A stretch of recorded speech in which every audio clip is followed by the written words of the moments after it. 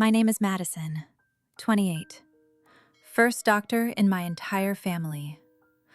I always believed that on the day I heard Dr. Madison into a microphone, my parents would be there in the front row. I was wrong. My mom didn't forget my graduation. She skipped it on purpose. Chose my brother's backyard barbecue over watching me walk across the stage for my doctorate. My dad looked me dead in the eye over the phone and said, "Don't be dramatic. It's just a ceremony." Something in me snapped. What I did next wasn't a tantrum. It was cold, calculated, final. Lawyers, paperwork, a new last name. A chain reaction that turned my parents into the villains of a story they never imagined. Today, they say I destroyed the family. But when they were laughing over burgers while I crossed that stage alone, they didn't care they were destroying me. If you've ever been called dramatic for wanting people to show up for you, this is for you. Graduation morning, I woke up before my alarm, heart pounding. For 7 years, I'd imagined this day. Every version had the same details. My mom in the front row, mascara streaked from crying. My dad taking way too many pictures, zooming in too close, cutting off the top of my cap. Both of them standing up before anyone else when my name was called. That fantasy was my fuel. I clung to it whenever I was so exhausted I couldn't see straight. I told myself, they'll be there when it counts. They have to be. I got dressed slowly, almost ritualistically. Shower, pressed shirt, the black gown that still felt like a costume. I'd even decorated the top of my cap with neat white letters. First doctor in the family. It was supposed to be cute, a little proud, a little funny. Looking at it that morning, it suddenly felt like a question. First doctor in the family. Does the family even care? Before I could spiral, my phone buzzed. "Mom," the screen said. Relief flooded me so fast I almost laughed. Of course she was calling. Of course they were already in the car. I answered with a smile already in my voice. "Hey, are you guys on your way? If you left early, you should still get pretty good seats." "Sweetie, listen." Her voice cut through mine, bright and too light, like she was about to cancel lunch plans. "We mixed up the dates. Your brother's barbecue is today." My brain just stalled. "What?" She rushed on. "We already invited everyone. There's tons of food. Your father's been marinating meat since yesterday. It's a big thing for him, and for your brother's business. Clients are coming. We can't just cancel. It would be rude." I blinked at the wall, not sure if I'd actually heard what I thought I heard. "You're not coming," I said slowly. "To my doctorate graduation." Pause. Then that sigh I knew too well. The one that said, "You're making this harder than it has to be." "We'll make it up to you. We'll have a nice dinner next week. Dress up. Take pictures with your diploma. We'll post them. It's the same thing." My grip tightened on the phone. It's not the same thing. This isn't some random event. I worked 7 years for this. 7 years of exams and clinics and rotations and barely seeing you. This is the one day you're supposed to show up for me. Muffled shuffling. Then my dad's voice in the background. "Give me the phone." A second later, he was on. "Madison," he said with that calm, tired tone he used when he thought I was overreacting. "Don't start. We're proud of you, okay? But it's just a ceremony. They say your name, everyone claps, you walk, it's over. You already accomplished the hard part." "If you supported me," I said quietly, "you'd be in those seats." He made a frustrated sound. You know how much work went into this barbecue. Your brother built his whole network around events like this. People are expecting us. We can't just blow them off to sit in a crowd and listen to a bunch of names we don't know. Pause. Don't be dramatic. There it was. The sentence I'd heard my entire life. Don't be dramatic. Said when they left my school play at intermission. Said when they forgot parent-teacher night. Said when they skipped my scholarship ceremony because my brother needed the car. It was the family bandage they slapped over every wound they didn't want to look at. Something inside me went very, very still. My cap and gown hung on the closet door behind me, waiting. My fantasy of them in the front row dissolved so cleanly, it felt like it had never been real. Okay, I heard myself say. My voice sounded flat, foreign. Got it. Have fun at the barbecue. My mom jumped back on the line. Don't say it like that. We will celebrate. You'll see. Send us lots of pictures, okay? We want to see you on stage. I ended the call. For a minute, I just stood there in my silent room, phone still pressed to my ear, listening to the dial tone. Then I looked at the cap on my dresser. First doctor in the family.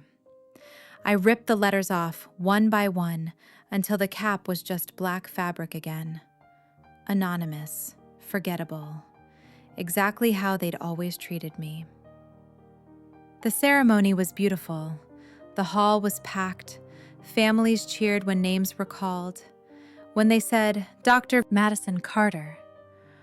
I walked across that stage alone. No one stood up.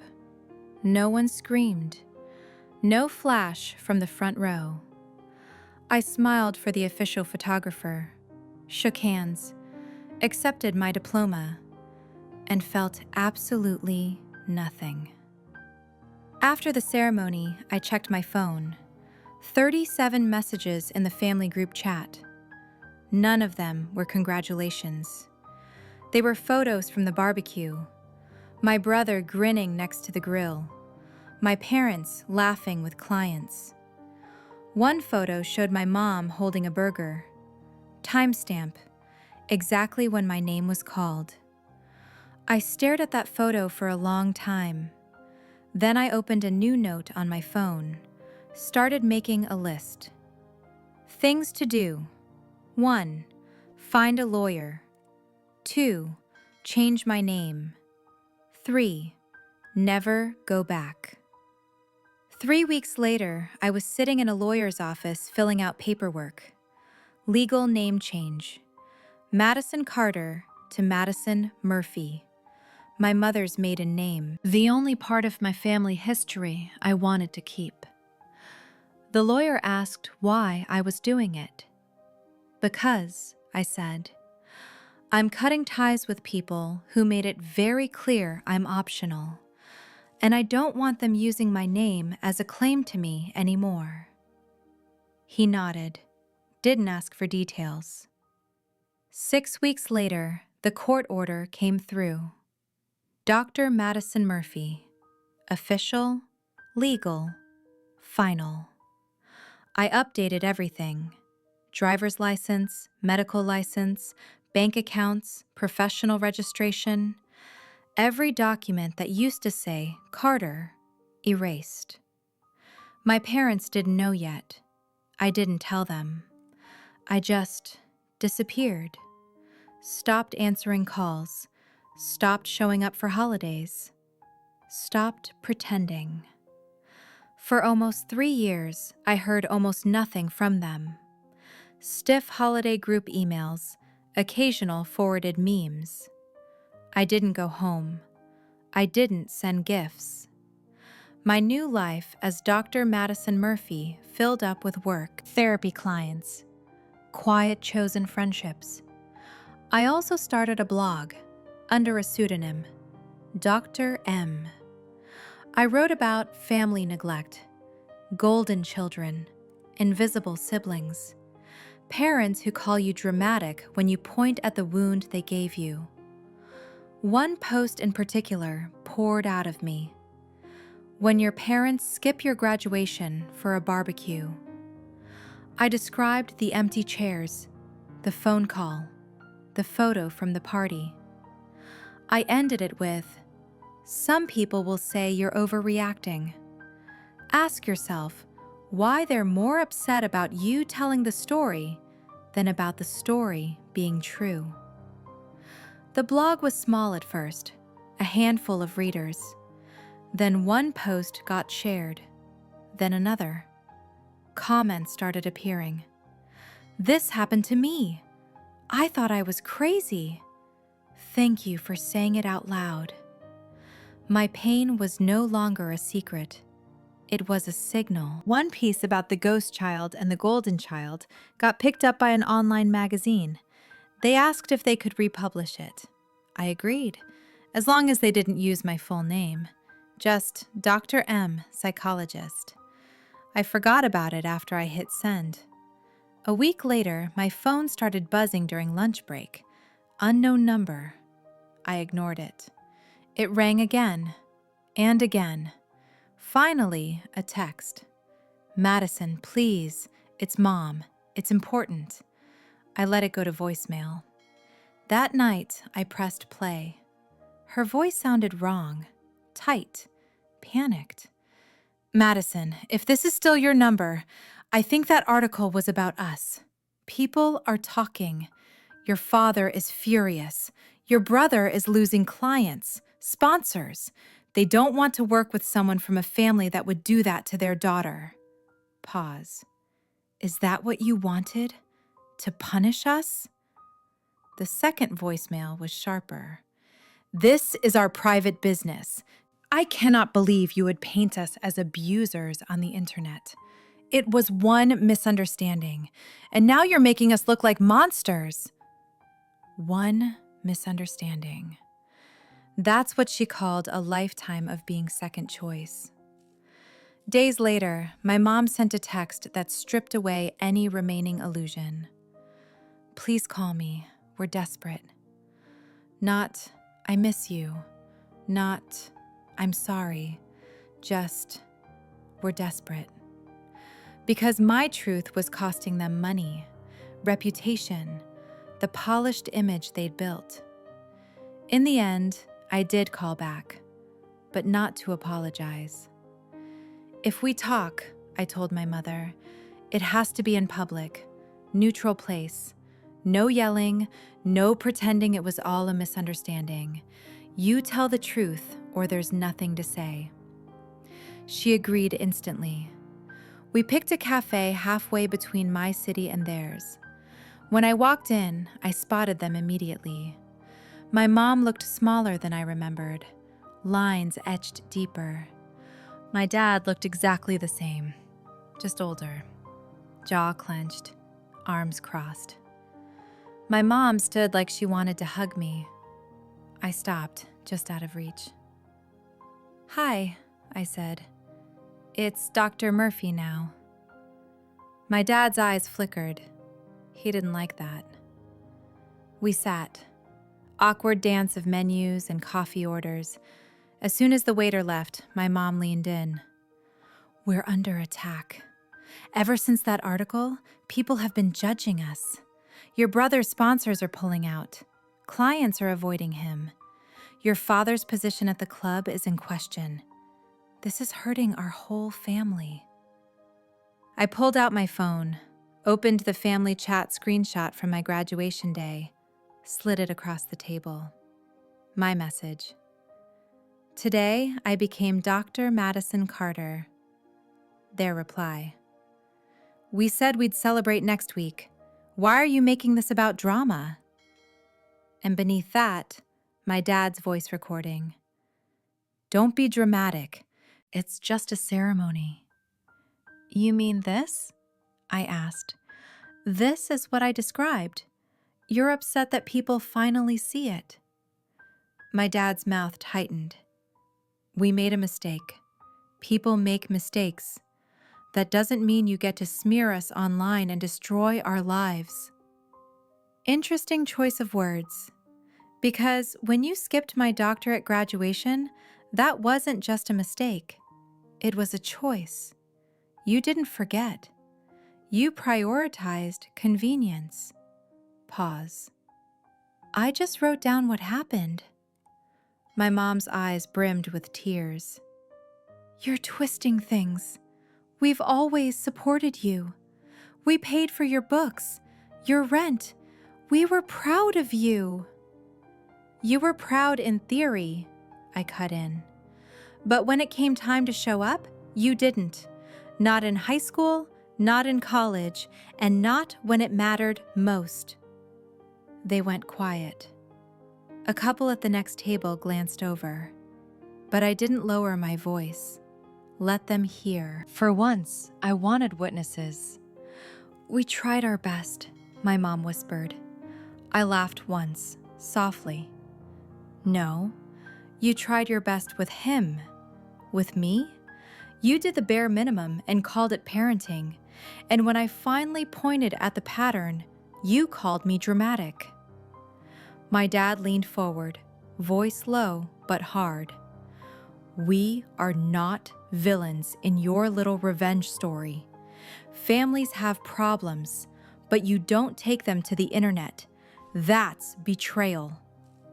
You want to talk about betrayal? I asked. You betrayed me every time you made it clear I was optional. All I did was stop keeping your secret. That's not betrayal. That's disclosure. I pulled a printed copy of the article from my bag, tapped the pages. Do you know how many people wrote to me because of this? People who went through the same thing. People who thought they were crazy because their families told them their pain was no big deal. Pause. You're not mad that I lied. You're mad that I told the truth where other people could hear it. My mom's tears finally spilled over. So what do you want? You want us to grovel? You want us to admit we're awful parents? I met her gaze. I wanted you to show up. When you didn't, I wanted you to own it. Not spin it, not excuse it, own it. The silence that followed was heavier than any shouting match. My dad broke it. You've made your point. You've punished us. So now what? You come home, we move past this. You're our daughter. There was a time when hearing "you're our daughter" would have shattered me. Sitting in that cafe, I felt tired. Not angry, not hysterical, just done. No, I said finally. I'm not coming home. My mom recoiled. You can't mean that. We're still your parents. Biologically, yes. Emotionally, you fired yourselves a long time ago. I just finally accepted it. My dad scoffed. You changed a name on some papers, and now you think that erases blood? I reached into my bag, pulled out an envelope. Inside were copies of my legal documents: court order, updated license, professional registration. I slid them across the table. This doesn't erase blood. It erases entitlement. This is the name on my degrees, my clinic door, my writing. Madison Murphy. That's who I am now. Pause. You don't get to use the old name to drag me back into a role that nearly killed me. My mom's hands trembled as she unfolded the papers. Tears blurred the ink. So that's it? You're erasing us from your life? I shook my head. No, I'm just refusing to let you keep erasing me from mine. My dad's voice rose, telling me I was overreacting, that normal families had worse issues, that I was blowing one event out of proportion. I cut him off. This isn't about one barbecue. It's about a lifetime of learning that I came second. second to convenience, second to schedules, second to your golden child. My doctorate was just the moment I got proof. The day you confirmed that even at my highest, I still wasn't worth a drive. My mom reached across the table, grabbing my wrist. "We can fix this. We'll apologize publicly if that's what you want. We'll tell people we were wrong. Just don't throw away your family." I gently pulled my hand back. You can't fix rot with fresh paint. You have to tear out the damaged parts. For me, that means tearing myself out of the system where I'm only loved when it doesn't cost you anything. I stood. The chair scraped softly. From now on, if anyone asks you about me, tell the truth. Tell them you had a daughter who became the first doctor in the family, and you chose a barbecue over her graduation. Tell them you called her dramatic. Tell them you only reached out when her story started costing you money and status. My dad glared up at me. "You're going to regret this one day." I looked at him, realized the spell was broken. His disapproval no longer felt like a death sentence. "Maybe I will," I said. "But I already regret every year I spent begging for scraps of love from people who couldn't bother to sit in a chair and clap." Pause. I'd rather regret walking away than regret never doing it. I picked up my bag.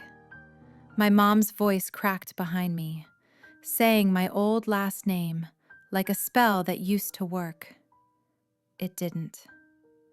I walked out of the cafe, out into the sunlight, and for the first time in my life, the word selfish didn't sting. It felt like self-defense.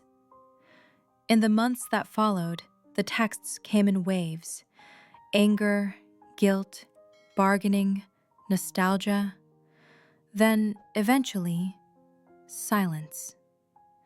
Through relatives, I heard that my brother's reputation took a hit, that my parents complained about being slandered. But they still never actually explained what they'd done. That's fine. My revenge was never about them admitting guilt. My revenge was simple. I took myself away. I built a life under a name they don't get to claim. My patients know me as the doctor who believes them. My friends know me as the woman who will show up, because she knows what it's like when people don't. My chosen family knows I will never pick a barbecue over their milestones. Sometimes, late at night, I think about that empty seat at my graduation and the full chairs at my brother's party. And I feel something close to peace, because I finally understand. Blood is not a free pass to hurt someone without consequences. Here's what this story taught me. When someone tells you, "Don't be dramatic," they're really saying, "Don't make me accountable." It's a silencing tactic, a way to make your pain smaller so they don't have to face what they did. This story taught me that showing up isn't expensive. It's a choice. My parents had money for meat and decorations. They had time to host a party. They just didn't have the willingness to prioritize me. And here's the hardest truth. Some families will only value you when losing you costs them something. Not because they miss you, but because your absence finally damages their image. The real lesson? You don't owe anyone access to you just because you share DNA. Family isn't a free pass. It's something earned through consistent love and showing up. And when they don't show up, you're allowed to leave.